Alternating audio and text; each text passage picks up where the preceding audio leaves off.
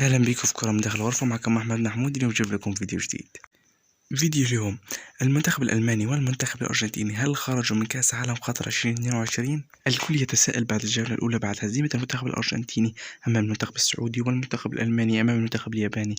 هل منتخب الارجنتين والمانيا خرجوا من كاس العالم؟ واليوم هنمسك مجموعة لكلا من المنتخبين وهنشوف نسبة صعودهم من دور المجموعات. نبدأ بالمنتخب الألماني.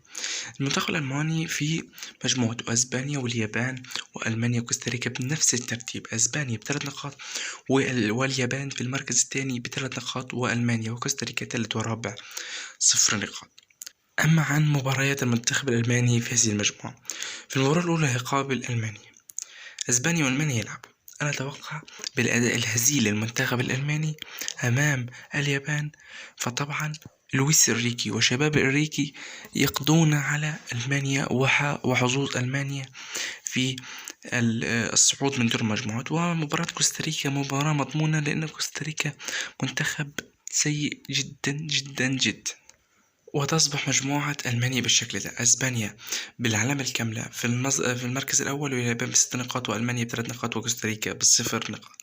أما عن المنتخب الأرجنتيني، فمجموعة المنتخب الأرجنتيني زي ما انتم شايفين: السعودية في المركز الأول ب3 نقاط، بولندا في المركز الثاني بنقطة، والمكسيك بنقطة، والأرجنتين في المركز الأخير ب0 نقاط. مباراة المنتخب الأرجنتين هتقابل المكسيك وهتقابل بولندا. الأرجنتين هتفوز على المكسيك وهتفوز على بولندا، لأن الأرجنتين كانت حظها سيء في مباراة السعودية. وتصبح مجموعة الأرجنتين بالترتيب التالي: الأرجنتين ب6 نقاط بفوزها على بولندا والمكسيك، والسعودية بفوزها على الأرجنتين مع 3 نقاط، وتعادلها مع بولندا والمكسيك يكون معها 5 نقاط وتكون في المركز الثاني. وبولندا هتخسر من الأرجنتين وتتعادل مع السعودية يبقى معاها نقطتين، والمكسيك هتخسر من الأرجنتين وتتعادل مع السعودية يبقى معاها نقطتين،